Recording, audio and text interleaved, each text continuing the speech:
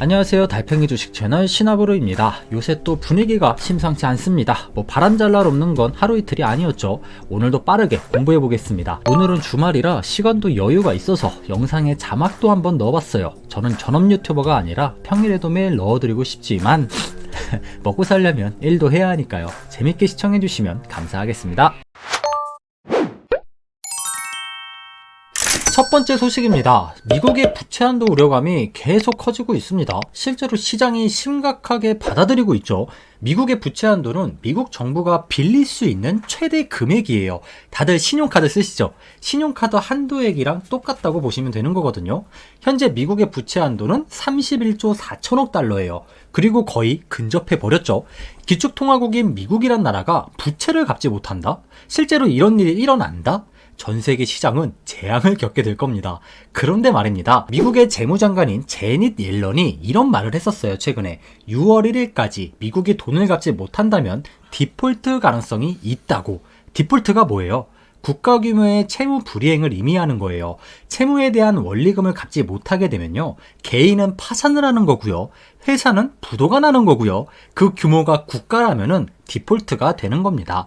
아니 근데 6월 1일, 지금이 5월 13일인데? 19일밖에 안 남았는데? 하지만 너무 걱정하지 마세요. 지금 우리가 뉴스만 보게 되면은 눈에 보이는 건 미국의 디폴트지만 확률적으로 미국이란 나라가 디폴트가 될 실제 가능성 사실 높진 않습니다. 그냥 미국 공화당과 민주당이 기싸움을 하는구나, 이런 해석이 더 맞을 거예요. 미국의 재무장관 제닛 옐런이 6월 1일에 디폴트가 발생된다고 했더라도 너무 걱정하지 마세요. 제닛 옐런 또한 극단적인 멘트였을 가능성이 매우 농후합니다. 6월 1일은 정말 극단적인 날짜고요. 정확히 시장은 7월에서 8월 정도로 예상을 하고 있더라고요. 물론 그 기간 안에 미국이 부채 상향 조정을 이루게 된다면 디폴트가 날 가능성은 더 적어지겠죠. 부채 상향 조정이 안 되면 어떡하냐고요? 이것도 걱정하지 마세요. 이유는 아까 말씀을 드렸습니다. 만약 지금 미국이 디폴트에 들어간다? 재앙이 온다니까요. 지금의 인플레이션보다 어쩌면 더 큰 재앙이 올 수도 있다니까요. 미국인들은 월급을 받기 더 힘들어질 거고요. 군인들도 월급을 못 받겠죠. 채권 시장도 요동을 치겠죠. 심지어 탈달러화 우려감이 현실이 될 수도 있을 겁니다. 미국이란 나라의 최고의 무기가 사실상 살상 무기가 아니거든요. 달러가 무기예요. 기축통화란지를 이용해서 막강한 힘을 지금까지 키워올 수 있었던 거고요. 지금 그 힘을 가질 수 있었던 겁니다. 이 엄청난 무기를 미국은 과연 포기할까요? 포기하고 싶어 하지 않을 거예요. 아니, 포기를 못 할 겁니다.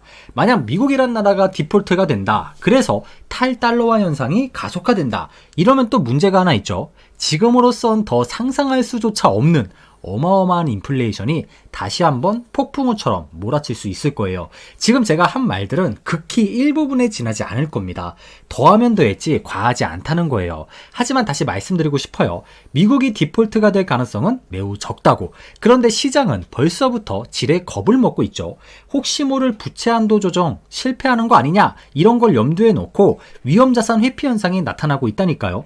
시장이 이렇게 받아들인다면 시장이 맞는 겁니다. 제 생각이 틀린 거예요. 그렇다고 악플은 아직 하지 마세요. 아직 시장과 제가 생각하는 시각이 다를 뿐이지 정작 아직 아무것도 뚜껑은 열린 게 없잖아요. 결과는 아직 나오지 않았어요. 그러니까 앞으로 결과가 어떻게 나오나 좀 지켜봐 보자고요. 미국은 공화당과 민주당 이렇게 두 개의 당이 존재하잖아요. 서로의 생각과 정치 이념이 모두 다르겠죠. 그래서 부채 상향 조정이 계속 지연되고 있을 뿐이지 조정은 언젠가 분명 될 수밖에 없을 거예요. 제일 가능성이 높은 시나리오는 저는 이거 같습니다. 공화당과 민주당이 서로 팽팽한 기싸움을 하게 되겠죠.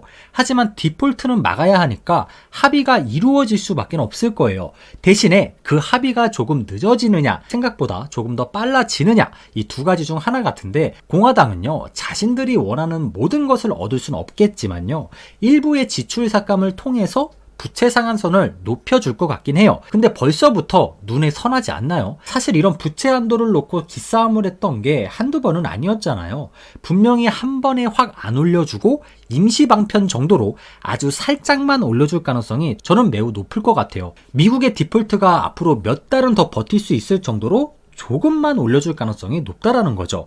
그리고 다시 협상을 통해서 자신들이 더 유리하게 원하는 이념을 조금씩 이루어가지 않을까요? 그래서 요즘 뉴스에 너무 휘둘릴 필요는 없을 것 같아요. 다만 과거에도 이런 적이 있었잖아요.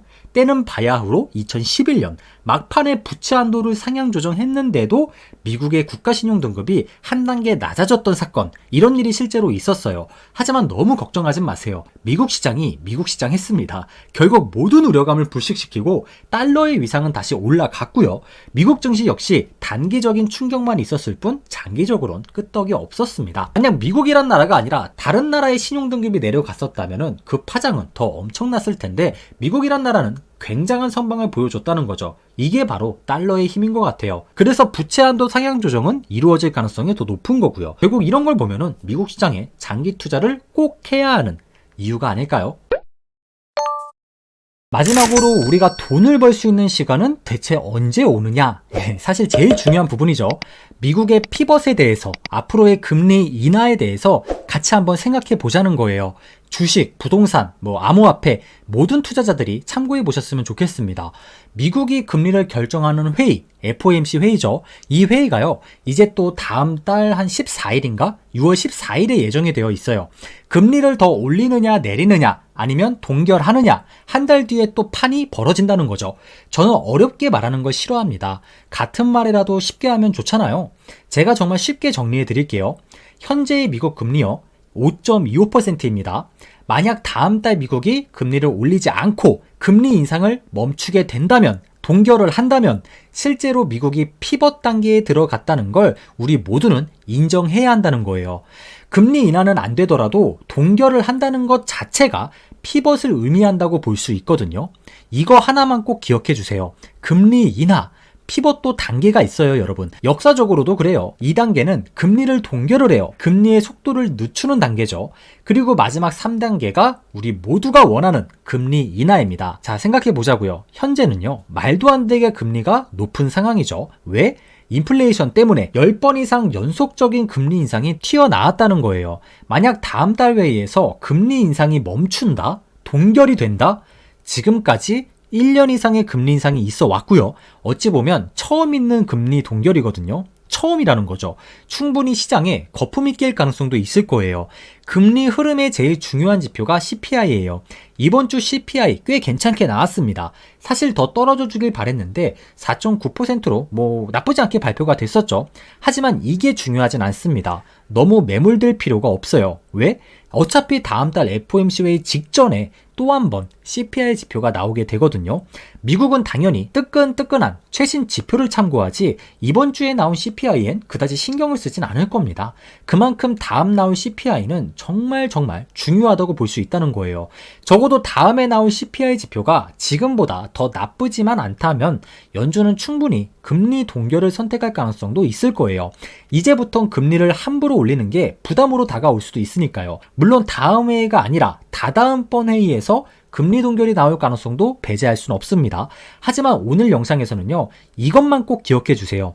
다음 달 회의든 다다음 달 회의든지 간에 금리 동결이 나오게 된다면 피벗에는 확실히 돌입했다고 볼 수 있다는 거예요. 피벗 3단계 금리 인하가 아닐 뿐이지 2단계도 피벗입니다. 금리 동결도 피벗이에요. 아마 이런 말씀하시는 분들 계실 겁니다. 금리 동결이 한번 나왔다가 다시 금리 인상이 나올 수도 있는 거 아니냐? 이런 물음을 주실 수도 있을 텐데요. 제 생각에는요, 글쎄요, 그럴 가능성은 굉장히 적지 않을까요? 자, 생각해 보세요. 만약 다음 달 연준이 금리 인상을 중지하고 동결을 선택했다고 가정해 볼게요. 물론 그 파장이 바로바로 보여지진 않겠죠.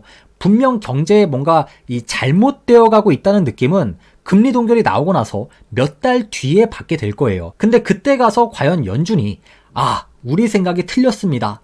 죄송합니다, 여러분. 다시 금리 인상하겠습니다. 올려야 합니다. 과연 이렇게 말할 수 있는 사람들일까요?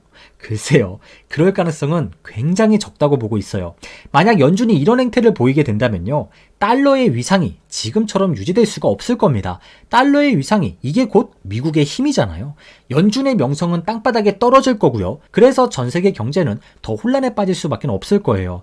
그래서 만약에 연준이란 집단이 금리 동결이 다음번이든 다다음번 회의에서든 나오게라도 된다면 무조건 피벗 단계에 돌입했다고 우리가 생각해 볼 수 있다는 거죠.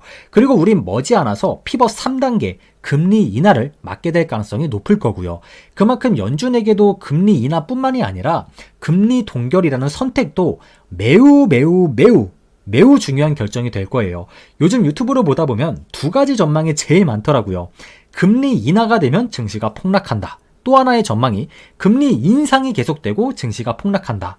하지만 이 두 가지 전망 모두는요, 단점도 있는 반면에 반대로 인플레이션이 반대로 해소가 된다던가 하는 이런 긍정적인 부분도 없지 않아 있거든요. 그래서 우리가 정작 제일 두려워해야 되는 전망은 아마 이거 같아요. 연준이 금리를 동결했는데 몇 달 뒤에 뭔가 잘못됐다면서 다시 금리를 인상해버리는 일.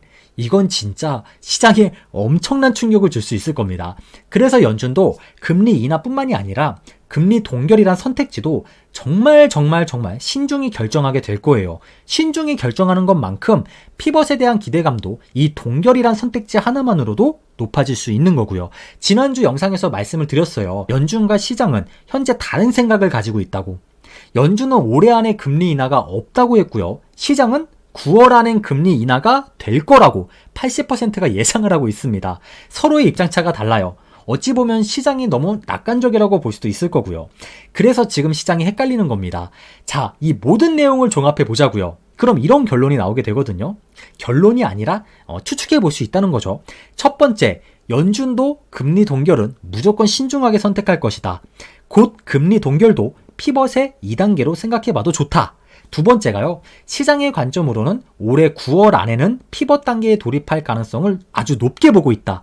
반대로 생각하면요, 6월 그리고 7월 FOMC 회의에서까지 금리 동결이란 판결이 나오지 않게 된다면 시장은 겁을 먹기 시작하겠죠. 만약 9월에도 피벗 단계에 돌입하지 못한다면 당연히 더 엄청난 겁을 먹게 될 겁니다. 이럴 가능성도 배제할 수는 없다. 이렇게 생각해 볼 수 있을 것 같고요. 마지막으로 세 번째가, 이젠 정말 저렴하게 주식을 살 수 있는 시기도 거의 구분응선, 거의 막바지에 다다랐을 수도 있다. 단 그동안의 역사를 보면 금리의 추세가 인하에서 인상이든 인상에서 인하든 추세가 이렇게 확 바뀌어질 때는 단기적으로 시장이 조금씩 빠지는 충격은 조금은 있었다. 이런 피벗 단계에서도 마찬가지일 수도 있겠죠. 그러니 혹시라도 내가 주식을 모아가야 하는 입장이라면 나중에 이런 기회가 오게 된다면 놓치지 말고 꼭 기회를 잡아보면 좋지 않을까. 이렇게 정리해 볼 수가 있을 것 같습니다. 오늘도 정말 끝까지 시청해 주셔서 진심으로 감사드리고요. 도움이 되셨다면 좋아요와 구독, 꼭 알람 설정까지 부탁드릴게요. 다음번 영상도 더 알찬 내용으로 찾아뵙도록 하겠습니다. 모두 행복한 하루 보내시고요. 이만 물러가도록 하겠습니다. 슉.